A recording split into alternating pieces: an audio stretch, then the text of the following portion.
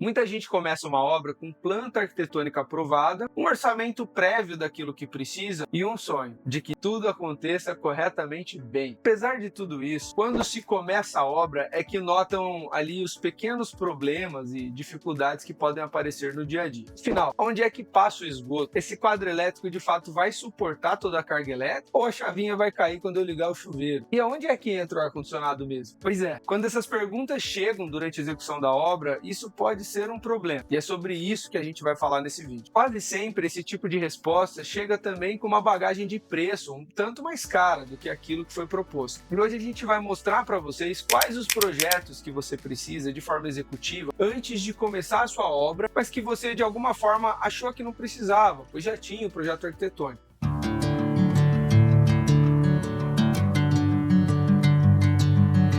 Eu sou o engenheiro Edu Miranda e eu vou acompanhar você durante essa jornada. A gente já entregou aqui mais de 3.800 projetos e é sobre isso que a gente vai falar. No final das contas, estamos há mais de uma década realizando projetos pelo Brasil e por isso a importância dos projetos complementares. Nem todo mundo sabe disso, mas é muito importante você que está se preparando para construir, você que está se preparando para reformar, que você entenda o benefício dele para a sua vida. O primeiro ponto muito importante é: não existe uma lista pronta para todo tipo de obra. Pode variar em relação aos projetos que você precisa, a dimensão da sua obra e a proposta do que está sendo feito na construção em si. Uma casa térrea pode precisar de alguns projetos. Um condomínio vertical, obviamente, vai ser muito mais amplo. Uma casa de alto padrão, a gente trata muito próximo de uma edificação multifamiliar. Isso pode fazer com que você precise de mais ou menos projetos a depender da proposta de construção. O objetivo, em geral, é a gente descobrir qual é o processo de descoberta de projetos e quais projetos você precisaria a depender do modelo construtivo e do que você pretende construir afinal. A arquitetura inicia resolvendo boa parte dos problemas. Organiza o uso, circulação, implantação, estética e toda a relação que você vai ter da casa com o terreno. No final das contas, ela é a base da qual todas as próximas disciplinas vão fazer o trabalho. O erro não está em começar pela arquitetura, longe disso. O erro principal é tratar a arquitetura como o arquivo final que você precisa para construir. Quanto mais cedo você entender que precisa de todo o conjunto de projetos que vão envolver também a arquitetura, mais importante ainda. Durante as fases de execução do projeto arquitetônico, a gente também pensa em outros estudos que podem auxiliar nesse processo, como sondagem de solos, que vai definir qual tipo de fundação vai ser utilizado naquela obra. Além disso, você tem o estudo de terraplanagem, muito importante para a gente conseguir consolidar não só as informações da arquitetura, como também dos projetos complementares aplicados a ela. E além disso, você tem os projetos estruturais, elétricos, hidrossanitários, gás e ar-condicionado, que podem também ser envolvidos durante a execução desse projeto em si. Juntando todo esse pacote, a gente chama de projeto executivo, quando ele de fato já tem uma carinha para ser executado. Ali você já tem todos os parâmetros definidos desde a arquitetura até o projeto arquitetônico final, que contempla não só o executivo de arquitetura, como os memoriais de uso e até mesmo um orçamento executivo do que você deve gastar naquela obra. O projeto estrutural, a gente diz aqui que ele é o coração da obra, porque ele define o que é possível e o que não é possível mediante o que foi projetado na arquitetura. Aqui a gente vai definir se de fato esse vão pode ou não ser executado e de que forma ou quais os materiais que a gente precisa para executar ele. Se eu tenho um vão muito grande, eu consigo definir se eu preciso de uma viga metálica, se uma viga protendida, ou se dá para continuar no uso do concreto armado e se, ainda que esse vão esteja permanente, eu não vou ter uma viga fazendo a interrupção do pé direito. Aqui a gente vai definir todos os parâmetros,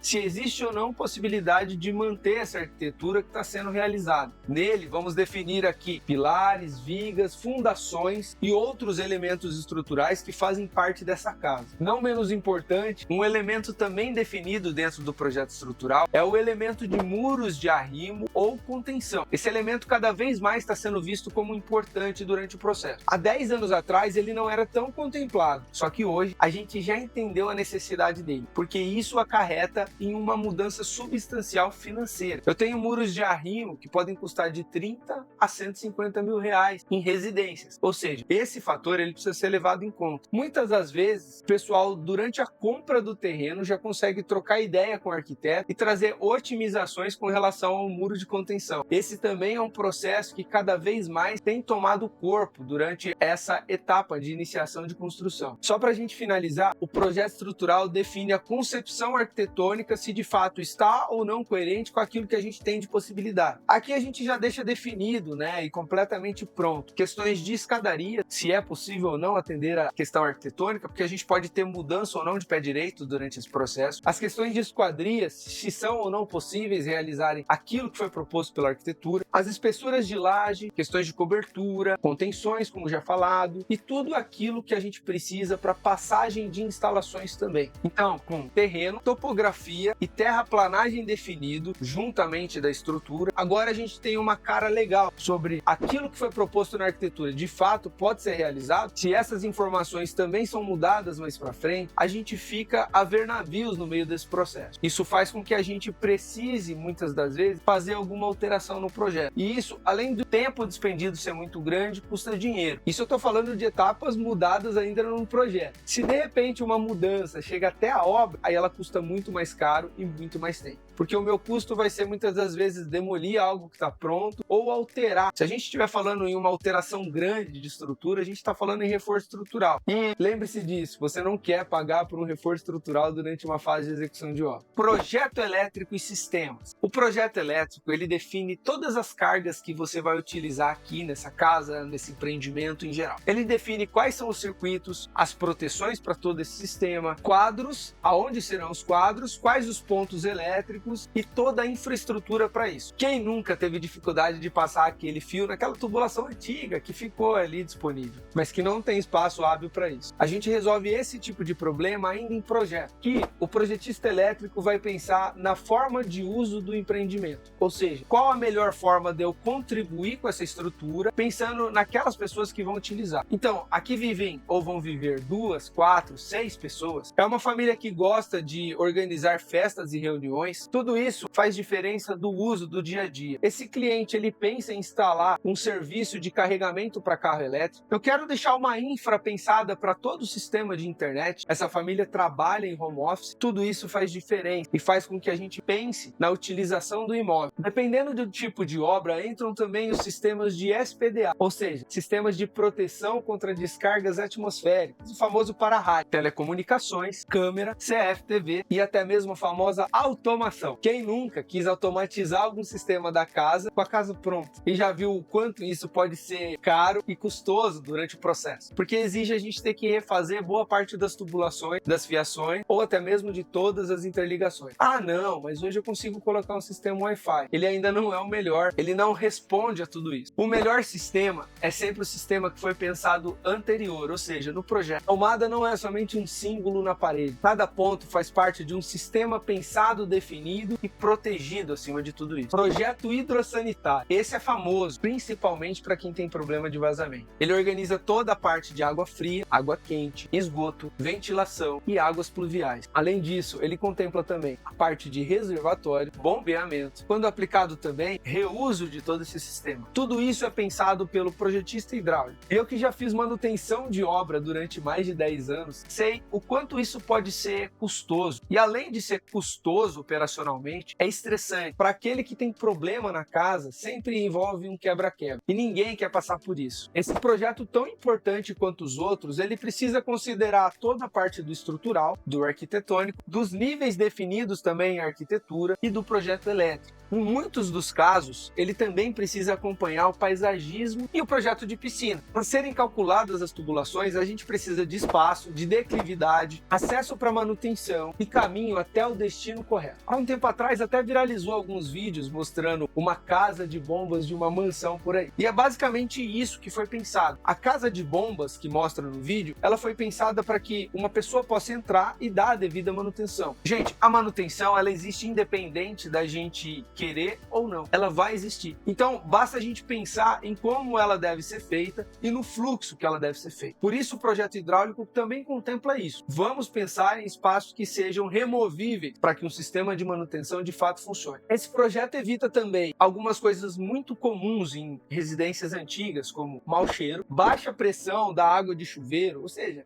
aquele banho mirradinho e quebra de vigamento para passar a tubulação. Gente, que absurdo. Mas eu ainda vivo encontrando isso em laudos. Eu ainda vivo encontrando isso em obras que a gente verifica. Muitas das vezes são falhas de decisões. Decisões que deveriam ter sido tomadas em projetos e que isso acaba acarretando num problema de obra. Conforme a legislação, o uso, a quantidade de moradores e o projeto específico, a gente pode estar falando também na necessidade de um projeto de gás. Esse projeto é muito importante. Quem vive em cidade fria sabe o quão importante é você ter um chuveiro abastecido por um sistema de gás ao invés de um chuveiro simplesmente elétrico. Quem vive em cidades quentes não enfrenta esse problema. O chuveiro elétrico vai atender muito bem. Mas em dias frios você vai lembrar desse vídeo nosso. Aquele cliente que deseja aquele banho de hotel precisa de um chuveiro abastecido por um sistema de gás. Além disso, aquele pessoal que gosta de cozinhar em casa vai lembrar da necessidade de ter um sistema de gás funcionando, de uma churrasqueira a gás e de outros sistemas que também podem depender ali de um sistema de gás. Por isso a importância desse projeto durante esse processo também. Ele também vai ditar aonde vai ser passado, se eu vou ter próximo alguma instalação elétrica, hidráulica, se eu precisar furar futuramente, eu preciso saber onde o sistema de gás está passando. Senão, no primeiro toque da picareta, com certeza você vai ter um vazamento de gás. Alguns projetos muito específicos, mas que também podem fazer parte do uso da sua casa ou do seu empreendimento, como climatização, exaustão, projeto acústico, luminotécnico e também impermeabilização. Esse projeto de impermeabilização eu até preciso falar um pouco dele, porque muita gente evita fazer, acha que é custo, mas com certeza ele vai lembrar durante o uso da casa do quanto teria sido barato fazer um projeto de impermeabilização ao invés de sair executando tudo. Muitas das vezes o engenheiro de obras fala, nossa, mas eu sempre fiz assim. E aqui é meu convite, apesar de sempre fazer dessa forma, a impermeabilização precisa ser pensada e repensada. A cada ano surgem novas técnicas que precisam e merecem ser respeitadas. Então, o projeto de impermeabilização eu considero um tanto quanto importante durante a execução. Outros projetos também considerados durante esse processo são terraplanagem, pavimentação, drenagem, como já dito no sistema de hidrossanitário, e outros sistemas que podem fazer parte de tudo isso. Por isso, gente, que uma análise genérica e superficial e até mesmo baixar aquela planilha pronta da internet não resolve a opinião técnica do seu arquiteto, do seu engenheiro ou até mesmo do pessoal da tua empreiteira, da sua construtora que vai realizar a sua obra. É muito importante no momento da construção sentar para conversar com ele. Eu sei que a ansiedade de começar a construir é grande, eu reconheço isso quando o cliente nos procura. Mas, gente, antes de tudo isso, a gente está acostumado a fazer projeto por aqui.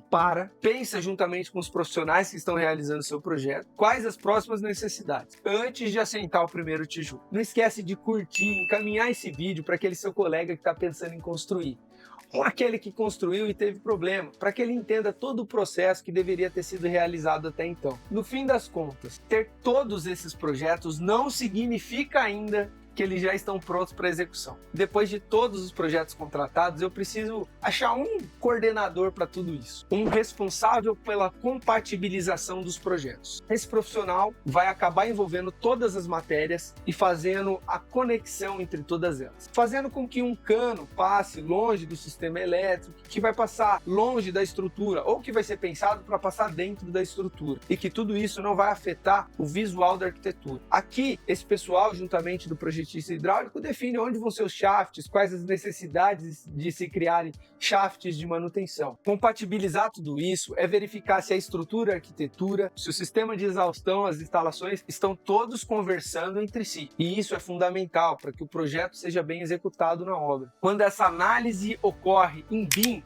e é isso que a gente faz aqui no escritório, realizar todos os projetos em BIM, o grau de importância aumenta, porque a gente consegue ver não só o 2D de como tem funcionado tudo isso, mas o 3D do funcionamento e dos clashes, ou seja, dos erros, das interpolações que podem estar acontecendo durante esse processo. Lembra sempre que a ferramenta sozinha não define, mas sim o uso da melhor ferramenta pelo profissional que vai realizar essa coordenação em BIM de seus projetos. Se eu fosse te dar uma resposta pronta de qual a melhor sequência recomendada durante todo esse processo, seria: primeiro, defina o programa e o terreno, todo o levantamento plano e altimétrico e todos os condicionamentos que envolvem esse terreno até então. Aqui verificamos aclive, declive e tudo que pode acontecer durante esse processo. Segundo, Desenvolva toda a arquitetura pensando no terreno, aonde você quer que o sol nasça, aonde você quer que o sol se ponha, qual o fluxo de uso daquela casa, por onde vai entrar a ventilação é permanente ou não. A partir disso, faça as pré-definições estruturais. Elas são fundamentais durante esse processo. Quando você contratar o projeto estrutural, minha dica é: contrate junto projetos estruturais, elétricos e hidrossanitários. Porque juntos a gente já consegue definir com a arquitetura quais os melhores locais de passagem, shafts e outras definições. Por último, mas não menos importante, faça a definição de quem vai fazer a compatibilização desse projeto. Muitas das vezes quem realiza é o próprio arquiteto. E se assim o for, melhor ainda, porque ele já participou do processo de passo a passo desse projeto em si. Por último, libere toda a documentação executiva. Aqui é muito legal, porque os projetos complementares que saem do escritório, eles já saem com quantitativos de projetos definidos, ou seja, eu sei quantos metros de fio de 2,5 verde ou azul eu vou usar na obra em geral. Então, quando você tem a documentação executiva da tua obra, juntamente dos projetos executivos e do caderno de projeto, você também já tem o quantitativo e aí você está muito mais próximo de um orçamento executivo daquilo que você vai gastar. O teu empreiteiro não é culpado durante o processo. Muitas das vezes o próprio cliente, o proprietário, acaba antecipando com ele alguma coisa que não deveria. Tudo isso não é um processo onde termina um e começa o outro. Muitas das vezes a gente tem que interagir entre si durante esse processo e às vezes volta para um, resolve em outro, retorna no outro. A dica que eu dou para vocês é: antes de contratar um projeto, pergunta quais disciplinas estão sendo contempladas durante a realização desse projeto, qual o escopo técnico. Você me fornece lista de materiais, projetos em BIM? Você tem um entregável para me mandar para que eu possa dar uma olhada? Essas seriam algumas perguntas básicas que eu diria para vocês perguntarem para os profissionais que vocês pretendem contratar. Uma outra coisa muito importante é: esse projeto inclui a RT? E por último, esse projeto também já está incluso revisões durante esse processo? Um preço baixo aqui pode esconder uma série de entraves e problemas que não estão sendo contemplados. Por isso, sempre que eu mando uma cotação do escritório, às vezes o cliente fala: nossa, mas o preço está diferente. E a minha primeira pergunta para ele é: o que estamos considerando? Estamos comparando aqui abacaxi com laranja ou estamos comparando laranja com laranja? Então, o requisitar do escopo é fundamental nesse momento. Se você tem uma obra, um estudo, ou deseja cotar com a gente não só um projeto complementar, no final das contas pegar uma opinião do seu projeto, pode contar com a gente. Envie a palavra projeto para o nosso WhatsApp, que já tem o contato direto do nosso pessoal do comercial, para poder te atender, te auxiliar e às vezes até trazer algum ensejo diferente daquilo que você já viu. E comenta aqui, por favor, qual a sua cidade, de onde você está falando e o que você mais gostou nesse vídeo, para que a gente continue fazendo conteúdos como esse para ajudar vocês. No próximo vídeo eu vou mostrar para vocês 7 decisões arquitetônicas que podem acarretar em um maior custo de obra. Tudo isso pode fazer com que a estrutura esteja encarecida e como arquiteto e engenheiros podem trabalhar juntos para que isso não aconteça. E lembre-se, se você conhece alguém que está prestes a construir, que construiu ou que vive construindo em sua casa, reformando, manda esse vídeo para esse colega e não se esqueça, curta nosso vídeo para que ajude esse conteúdo e também siga o nosso Instagram, @eng.edumiranda.